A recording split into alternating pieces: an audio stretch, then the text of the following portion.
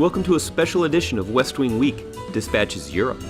This week, the President embarked on a 3-country tour, which took him to Poland, the G7 summit in Belgium. That's a pretty good picture, isn't it? And then on to France. Along the way, the President reaffirmed the United States' support for the people and government of Ukraine, announced broader efforts to strengthen and modernize NATO, highlighted our work to diversify European energy security, and deepened our negotiations around the Transatlantic Trade and Investment Partnership. After an overnight flight, the President arrived in Warsaw and was greeted by President Komorowski of Poland. Here, the two had the opportunity to meet Polish and American airmen supporting the U.S. F-16 aviation detachment based in Poland, before speaking to the traveling press.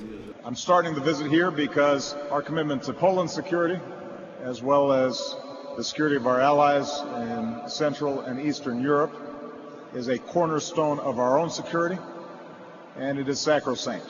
Then it was on to Belvedere Palace, where the two presidents engaged in a bilateral meeting before giving joint statements to the press. Today I'm announcing a new initiative to bolster the security of our NATO allies here in Europe. I'm calling on Congress to approve up to $1 billion to support this effort, which will be a powerful demonstration of America's unshakable commitment to our NATO allies. Later, the President met with Prime Minister Tusk to discuss the United States and Poland's mutual interest in economic and energy security, including Poland's ambitious support of the Transatlantic Trade and Investment Partnership, better known as TTIP. One of the benefits of a strong trade agreement is that it is much easier for me to approve natural gas exports to countries with which we already have a free trade agreement.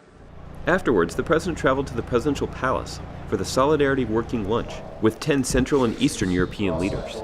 The next day, the President met with President Poroshenko, the newly elected leader of Ukraine, where he reaffirmed the United States' commitment to the people of Ukraine to help stabilize its economy and to provide significant assistance to work with them, European allies, and Russia to reduce tensions in the region.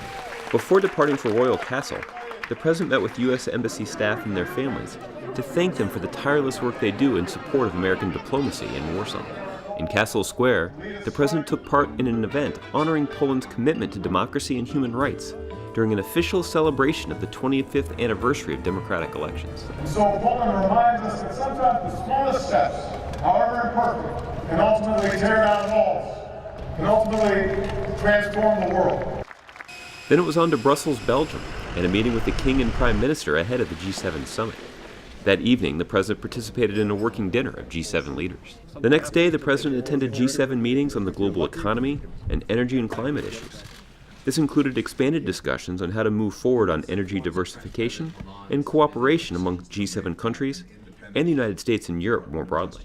Later, the President traveled to Paris ahead of the joint U.S.-French 70th anniversary of D-Day ceremony. So stay tuned next week for the commemorative conclusion, and remember, you can find out more information about any of these topics or see complete videos of these events at whitehouse.gov. And thanks again for checking out this special edition of West Wing Week, Dispatches Europe. So today, the flak jacket is officially passed to a new generation, Mr. Josh Earnest.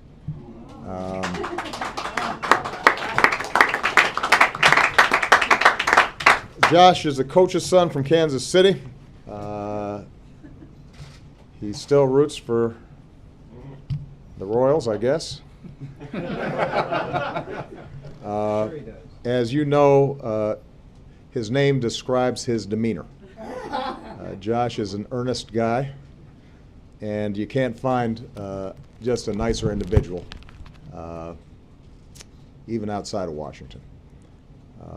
The country, of course, knows him for his golden voice and dulcet tones on West Wing Week, the biggest viral internet hit since Between Two Ferns.